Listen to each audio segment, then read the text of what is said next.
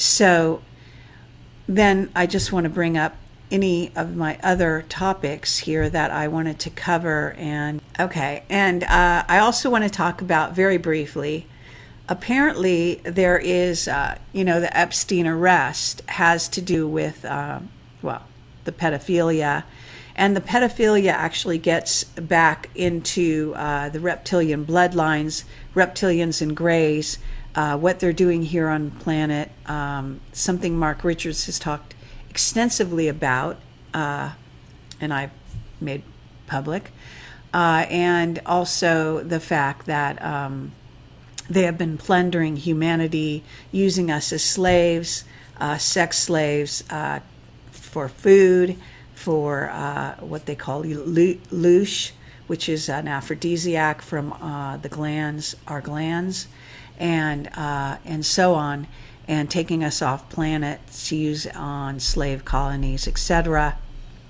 All of this is an ongoing thing, and this is what the government doesn't want you to know. That involves Satanism. It involves what is called, Luciferianism, as well as basically pedophile rings, plundering children, human trafficking going on Earth, and why it has an ET origin. So that whole story was also backed up not only by Mark Richards, but also my 3-hour interview with William Tompkins. He was well aware of all of this. He stated that Robert Wood of the Majestic 12 documents, also was very aware of all of this, and yet they were stopped from speaking out about it, even though they wanted to. And that's when basically William Tompkins died shortly after he changed his mind about doing a second interview with me and told me he could never speak to me again. He was told not to talk to me because I guess they were afraid that he was going to spill the beans about the whole, pedophilia, child trafficking, etc. ring that actually goes back to Epstein and others like him. It's a huge network. Certainly, at the moment, Epstein is being thrown to the wolves, it would appear, or there's an attempt to do so. How far that's going to go, I don't know. It looks like George Webb is putting some things together, so you could watch his videos. There's a recent interview, by the way, with Captain Mark Richards, in audio of all things, something I'm not allowed to do in the prison. But apparently this organization of the prisons was able to get in to allow these people in, Council for the Arts in association with the prison. It's a very short 7-minute interview, but he is being interviewed about his time as an officer in Vietnam, although they don't ask him any detail about him at all. So you do get to hear him, his voice finally, and you do get to see a photograph, a relatively recent photograph that was taken in the prison during the interview.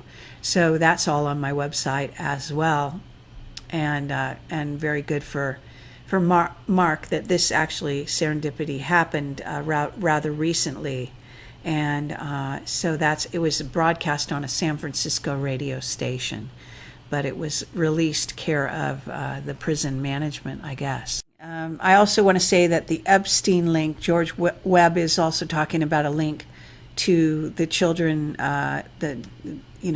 trafficking, human trafficking with children in Kosovo and Bosnia. I also say that I guess Serbia was also very involved in Syria, is a recent place where they are doing this kind of plundering and taking races of humans off planet, etc. These are the aliens coming here under the cover of war. And then there is also the suspicious fire on the Russian sub. I did try to get a certain person to come on my show to talk about it, but he decided that he'd rather talk to MUFON. And when I told him that MUFON was handled by the CIA, he seemed to prefer that, so that's his prerogative, and unfortunate, I have to say. But at any rate, there were several officers, on a very unusual number of officers, and Simon Parkes did cover this to some degree on his own recent broadcast. And I think, a lot of Simon's information on that seemed to be quite accurate from my point of view. But I was also thinking that this was a possible rogue operation that was, in essence, even what you might say a coup against Putin, and an effort to possibly cause a start to World War III by these officers who went rogue. They were obviously killed by their own people, in essence. Then there is something interesting going on at Project Avalon, the forum that's run by my ex-partner Bill Ryan, and apparently a QAnon group. Not sure if it is just a bunch of QAnon wannabes or QAnon groupies or QAnon fans or a mixture of QAnon and their fans. I have no idea. Trying to get to the bottom of that. But they seem to have infiltrated the Avalon forum and created a secret cell within it. So there's a bit of subterfuge and drama going on over there. A bunch of mods apparently quit. Tommy, my ex-webmaster, was tapped to try to set the thing right on the technical level. And so that's something going on behind the scenes. I did a recent interview with John Lear, and he basically is very rude to me at a certain point, and he basically tells me to shut up when I'm in the process of asking him a very direct question. Apparently he didn't like the question, is the reality, and that is because within that question was an implied answer in which I was asking him about the admiral, the rear admiral, who back in 97 was going above or behind his superior officer's back, if you want to believe that. Otherwise, you have to accept the notion that his superior officer put him up to it, meaning becoming a rebel and trying to find out about a secret space program project that was hidden by our government within a secret part of our government. And that is the secret space program. So John didn't want to go there. And he also seems to have been told to shut up and been threatened. And I have this from also a secret witness. His family may be in danger. So I do understand it is putting him on edge. Apparently he's already said too much. They want him to shut up. And so he's backtracking. And all of a sudden he said what is in essence that there is no secret space program, that humans have never gone beyond low Earth orbit. And it's unbelievable that he's going sort of backwards in this way, and really a tragedy, regardless of whatever threats he's getting. And then exactly 1 week later, I got the same sort of philosophy mouthed by Miles Johnston, who should know a lot better. I mean, of course, John knows better as well, but these guys are told, like, I guess, are being told to shut up and clamp it down or whatever it is. And apparently Miles Johnston also got the word. And so Miles suddenly was saying humans have only gone into low Earth orbit, which is complete nonsense and obvious. The fact they both used the same exact phrase indicates to me that they were both being programmed. So that is really interesting. And there's, in other words, at the same time, they put out this Admiral Wilson release of documents, which kind of validates the existence of the secret space program and the existence of reverse engineering alien tech. They are at the same time trying to get two key leading witnesses or, leaders in the field to basically say we've only gone into low Earth orbit. So they are obviously running scared, and that is just ridiculous and incredible. So I think that might sum up everything, and I I have more things probably to talk about, but I'm looking to see if there's anything else right off the bat here that might be useful. Yeah, I guess that's about it.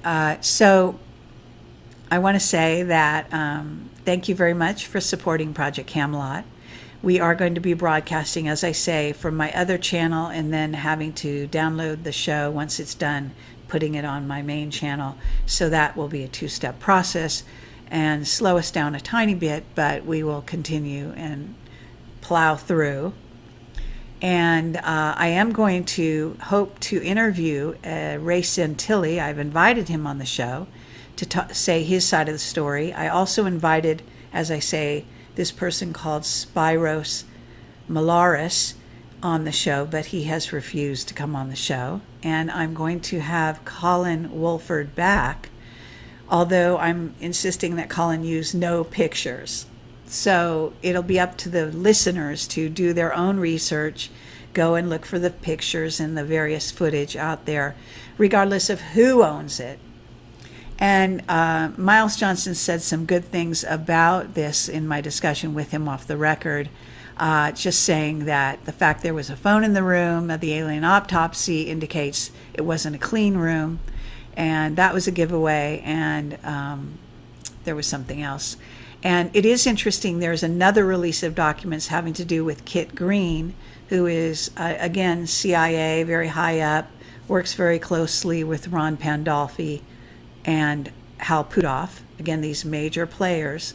And he apparently, either they're fake documents or real, in which way back, I don't know if it's 2002, whenever it was, but I do have a copy of the documents. They're on the internet as well, in which he was actually saying the alien autopsy was real.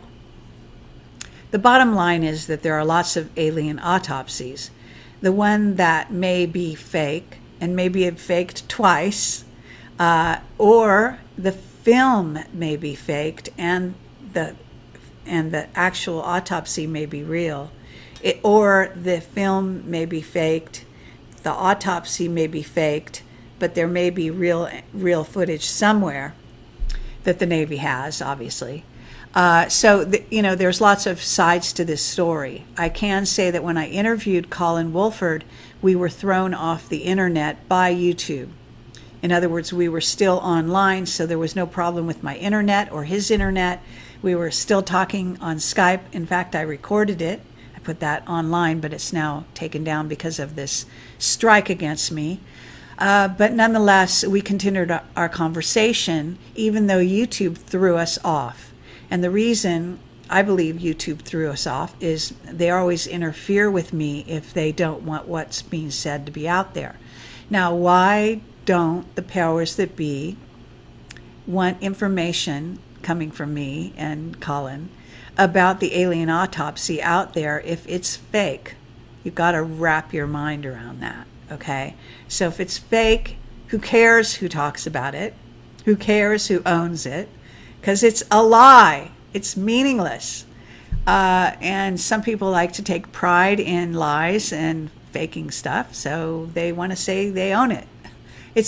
That's like, I don't know, Penn and Teller or something. That's just crazy in my world. But that's what's going on. Now, there are people that have dissected alien bodies, no doubt about it. And I know there's one person who's out on the sector right now. His name is escaping me. I haven't had a chance to interview him. Not sure what his affiliations are, but he was very involved in the Gaiam TV Wilcock situation. And so I'm pretty much staying clear of that. We did disclose the truth about that situation, the Corey Good situation, in 2015, believe it or not, long before Jay Weidner ever had the slightest notion that he was being played. And he has now come out and said he has been played. And you can see Jay Weidner's channel for those videos. I can say that Jay Weidner is covering for the owner of Gaiam, who was much more instrumental in seeing that those individuals were able to have countless number of shows talking about countless number of things, some of which may or may not be true. So it's a wild, crazy time, as you can appreciate, and I hope you can get a chance to watch this video, and I'll be back hopefully to do an overview of my presentation on the Admiral Wilson information, just because I think analyzing documents, true or false, is a great exercise for us to go through, because there will be more of them come to the fore in the future. So exercising those talents is not wasted time. Thank you again for listening and for watching and for supporting Project Camelot. Take care. Bye-bye.